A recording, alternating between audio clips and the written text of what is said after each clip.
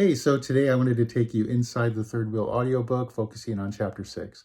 Now, chapter 6 is a very important part of the book in that it really shows the relationship between the mother and Brady Wilkes.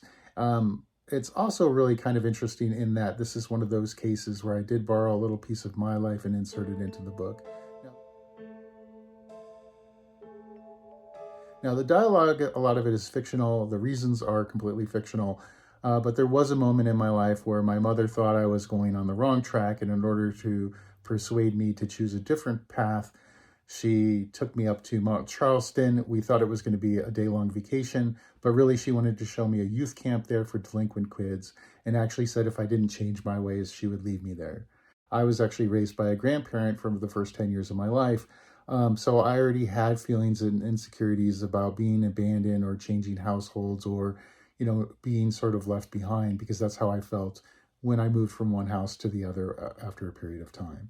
So this is like some one of those things that you kind of take, all authors borrow from their life at different times. And this is one of the times that I borrowed from my life. Didn't you used to go to camps when you lived with your grandmother? Yes, sometimes, I said. Right, Boy Scouts, she said, cutting me off with a wave of her hand. This camp isn't for Boy Scouts. I frowned, not understanding. This is a camp for teenage boys like you with, problems. Some of them are here because they committed crimes, like robbing a store, she said, pausing for effect.